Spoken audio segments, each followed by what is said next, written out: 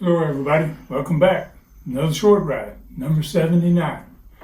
We're going to take you back on this one a little ways. This is going to be in 1985. I don't know, it's been months, maybe a couple of months maybe, since we showed the original cage match in which it was me and Jimmy against Bob, and we let him pick his partner. We were both going to leave town if we lost. And if he lost, or his partner lost, then he was going to leave town. And so we had, and he hadn't got us in a position to where he went out, and Rob had never, ever been a heel in his career at this point. He wasn't friends with me or Jimmy. He was having problems with us. He was trying to be friends with Bob and Bob's boys, and so Bob picked his partner, and his partner ended up being Rob. And it wasn't me and Jimmy wasn't expecting it, but we had a week to work on Rob, and so we're gonna. What you're going to see here is you're going to see Rob and Jimmy the week after this cage match. I was out there and at the NWA office explaining what we did to Bob Armstrong. It was pretty bad, but Rob and Jimmy are kind of start out at the set with Gordon, and then they're going to watch the cage, a little bit of the cage. You're going to see some of that cage match again if you haven't seen it before. And then they're going to kick it over. I think he's going to kick it over to Bob Armstrong. And you'll be able to tell Bob doesn't look like he's in very good shape at this point. So this is from 1985, classic cage match, no doubt about it. And let's take a look at it. Right now to remind all of you that the Tennessee stud Ron Fuller will not be seen on this hour of Continental Championship Wrestling. He is currently appearing before the board of directors of the National Wrestling Alliance. Mr. Armstrong did not file a complaint. Mr. Fuller is the man who's appearing before the board of directors. And I might just point out that now you hear the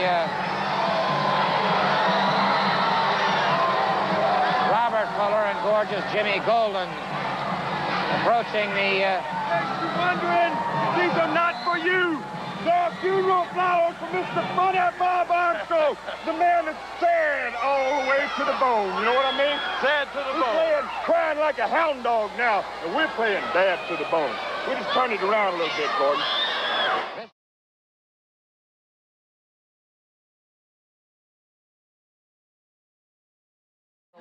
Some apologies, because you know yourself, Bob Armstrong is as low as you're going to see. I went to Bob Armstrong, I said, take me as your partner, and I'll do you a good job. He said, I think I'll use one of my boys, he said. I had to convince him. I had to say, Bob Armstrong, please. He got no confidence in me. And when he showed me that, then I said, well, I better start listening to my brother a little bit of what he's telling me and tie the family ties back together a little bit. Listen to handsome Jimmy over here. Hey, he got it all together anyway. That's what they call the Armstrong where they deserve to be. That's just the start of it. I'll tell you what, Mr. Fuller, and you, Mr. Golden. I want you two to take a look at the monitor right now. I want to relive a couple of moments in history. I want you all to see, and I want you to tell me how you should not be known as a Benedict Arnold. Let's roll that tape. Let's go. I understand that. The name is Fuller. All right, let's take a look at this videotape right now, and you'll see exactly what we're talking about. Tag team match in a steel cage. Looking good. All right, now. That's what you call falling for it, hook, line, and sinker, Mr. Gordon Soley. This bullet, Bob Armstrong, was a great sucker, brother. He took it all away. Nobody gives my brother the credit. As the manager that he is, nobody gives him the credit to be able to get things done. And I've seen the light where my brother's concerned. He is the world's greatest manager of all time. Nobody in this crowd, nowhere else can dispute that. And Bob Armstrong sure won't dispute it today. I guarantee you that, Gordon. Well, what I'm trying to understand is, first of all, it was obvious that you pulled something out of your trunks. You attacked a man that had trusted you and believed in you. No, you saw that all wrong. I didn't have to pull anything out of my tights to take care of Bob Armstrong. Now, I got enough ability to beat that man 19 times with 1 foot tied to 1 arm. Well, I don't have to pull nothing out of my tights. When you saw that, you saw me straighten my tights. I see.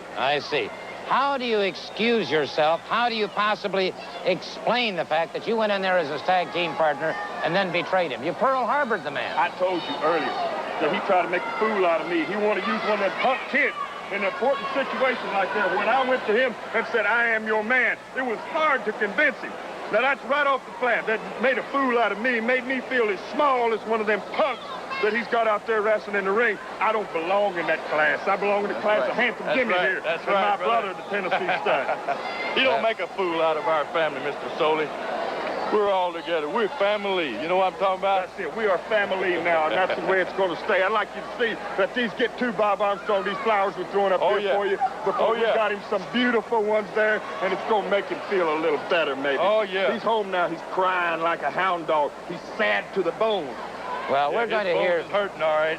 Yeah, they are. Right to the bone, brother. I can't deny that for a moment. Over. You know, I love all this. They can just play all that all night long because I love to watch Bob Armstrong get his. Good in there. We got other things on our mind and giving it to somebody else, and we're anxious for that too, Gordon.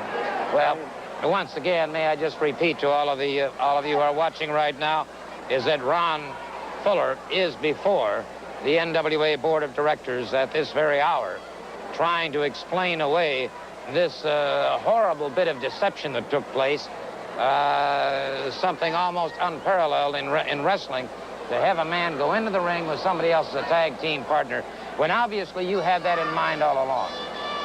You know, we'll never know that, Gordon, will we? We'll never know if I had it in mind all along, or if I got in the ring and I saw what a sloppy, good-for-nothing, worthless partner I had in there in the first place, and I decided to do the smart thing. Because I'm pretty smart, Gordon. You got to give it to me that I'm plenty smart. You know me for a long time.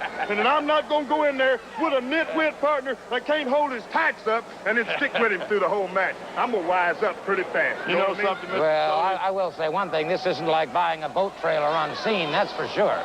But nonetheless... They say if you can't stand the heat, brother, you better get out of the kitchen, and Mr. Armstrong had to get out of the kitchen. All right, I'll tell you what. Armstrong's condition speaks for itself. All right, I'll tell you what, gentlemen. Just hang in.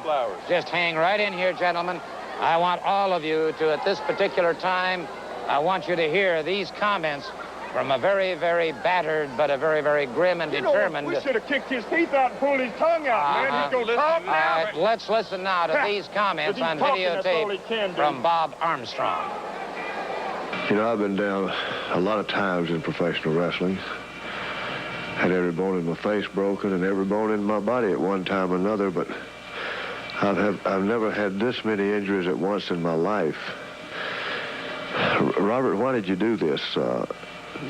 I'm about to blow a skull fuse just trying to wonder why, after all we've meant to each other like family over the years, just exactly why you did it. But you did a good job, I'll say that. You set me up right, and it worked out well, and you put that Fuller leg lock on me so long that it, as a doctor described it, my cartilage looked like scrambled eggs, but thank God for arthroscopic surgery, and I'm a quick healer. And the good book says, physician, heal thyself, and I'm going to help these physicians heal myself. Now, if I'm not talking too plain, I'm sorry, but they got me on heavy sedation. You see, when your first cousin, Jimmy Golden, dropped about 30 elbows, he broke 3 ribs.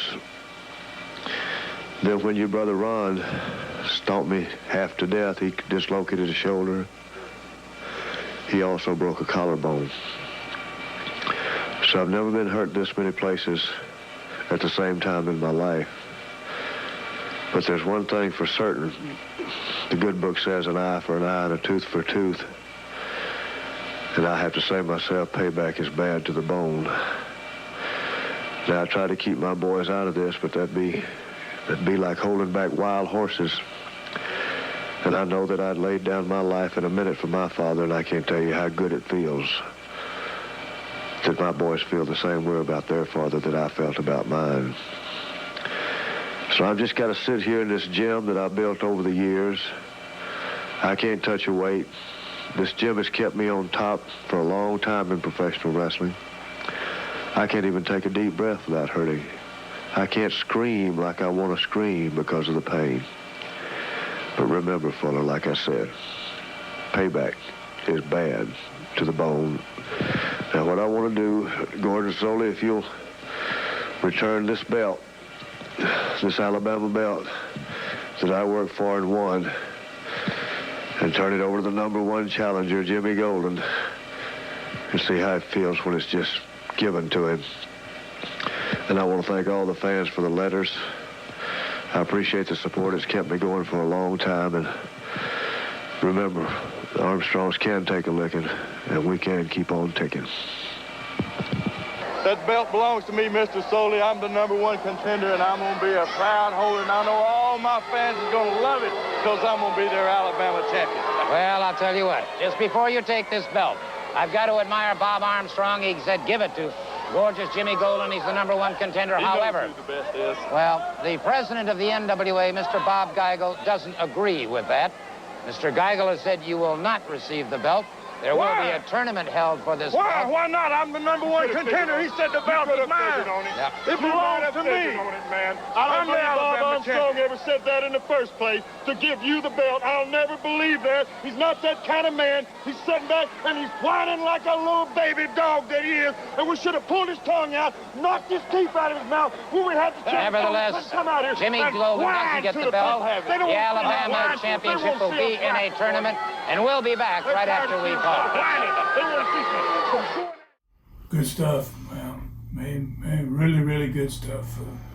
Bob made me feel bad watching it again, and all bandaged up and patched up, and but it was pretty bad deal, and but that's basically the start of one of the greatest feuds in the history of wrestling. Started in '85. It went on for years. His sons get involved, and we're going to see some of that soon. We're going to show you a match of those boys soon. So thank y'all all very much for continuing to join us. Hope you're still liking all these, what you're seeing here, and we'll bring you another one.